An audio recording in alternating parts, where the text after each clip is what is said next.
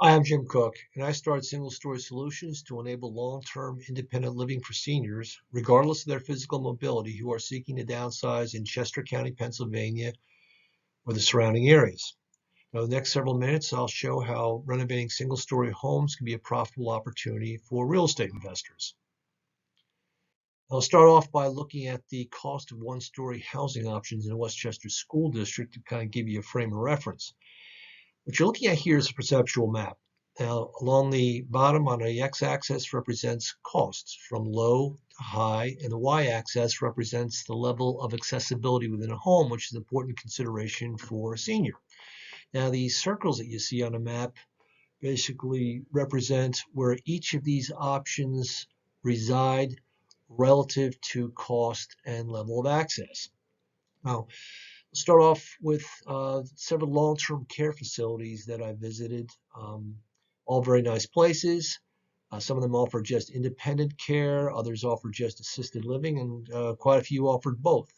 Now, assisted living ranged anywhere from $4,000 to $8,000 a month, and that's the blue circle in the upper right-hand corner. Now, the independent 55 plus costs range between $2,300 and $3,700 a month. That's the orange circle here. Excuse me. Now, these facilities indicate that these prices increase 5% a year, and it doesn't include the cost of entry. Now, a third option would be finding a new single-story home, which isn't very easy in Westchester because of the focus on 2- and 3-story designs. But in the West Goshen Township a few years ago, you had new single-story homes being sold between $600,000 and $800,000. Now, the least expensive option may be a one-story condominium, which is this yellow circle over here to the left. You can get a two-bedroom, one-bath condominium in Westchester for between $200,000 and $250,000. Now, perhaps the most prevalent option would be basically redesigning an existing, let's say, two-story structure and trying to make it as close to one-level functionality as possible. Now, that can range between $1,000 if you're, let's say, only having to put in grab bars and changing the position of electrical switches and outlets because the mobility doesn't decline that badly, to well over $100,000 if you're forced to make major structural changes because of a walker or a wheelchair or something like that. Now, oftentimes to achieve true one-level functionality, families are forced to move the master bedroom to the first floor and then put a full bath in next to it. Oftentimes they've got to take out a home equity loan, and they don't recoup that investment when it comes time to sell the home. Now, I think a better option for most seniors would be a renovated rancher or cape, one that's already had made, let's say, we'll call it senior friendly, if you will. You buy one of those in Westchester for between $400,000 and $450,000. Now, it offers a lot of flexibility, especially the day when caregivers are needed, either to, let's say, to move in. It's a lot less expensive than assisted care. Um, and it's something that gives families, I think, a better option. Now we'll look where to find these distressed homes to renovate. Now, I define distressed as any property that was marketed in the MLS under the condition of being either um, below average or major rehab needed. Now, in that 5-year period, there were 150 distressed homes, single-story homes on the MLS. About 70% of them were ranchers, 24% were capes, and the rest were bungalows. About two-thirds of that volume came from 5 of the 13 school districts. Largest one being Coatesville, which is a red slice, followed by Westchester, Owen Roberts, Phoenixville, and then Downingtown. Now, on an important note, I noticed that by year, the number of distressed homes sold on the MLS declined from a high of 36 in 2018 to just 20 by 2022. Now, how much of that decline is caused by, let's say, the increase in private sales? These are transactions that don't take place on the MLS versus, let's say, the impact of the pandemic or the economy is unknown. It's probably a mixed bag. But the important thing is that the MLS had a study in which they claim when you look at the total number of transactions that take place in the market, about 20% are private sales, which means that 150 distressed homes that were reported on the MLS over a 5-year period may be closer to 180.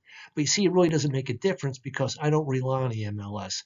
I drive around these neighborhoods, I look at these distressed homes, I meet with the owners. I make a standing offer that I will list their home, give them full real estate services with a licensed PA realtor in good standing through Tesla Realty Group for $1 if you, the investor, are the buyer. If you turn out not to be the buyer, I still make it worthwhile for these homeowners.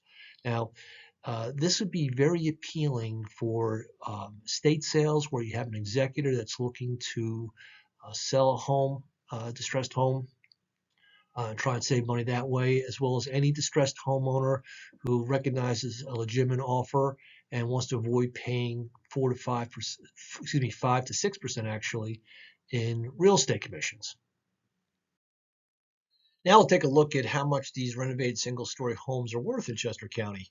What you're looking at is a 5-year comparison examining the average selling price per square foot between the 150 distressed homes that I showed you earlier, and that's represented by the red line, compared to single-story homes that were marketed in excellent condition during that same period of time.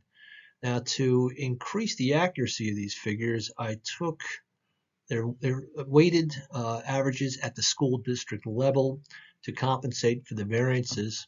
And in addition, I did not include new construction in the excellent condition group. So this is a fairly conservative estimate, and what kind of jumps out at you is the trajectory of that green line. And a lot of that is influenced by the fact that single-story homes are difficult to find. As I mentioned before, builders focus on 2- and 3-story models because of the greater profit potential. And right now, single-story homes only make up about 10 to 12% of the entire resale market. In theory, that'll continue to decline.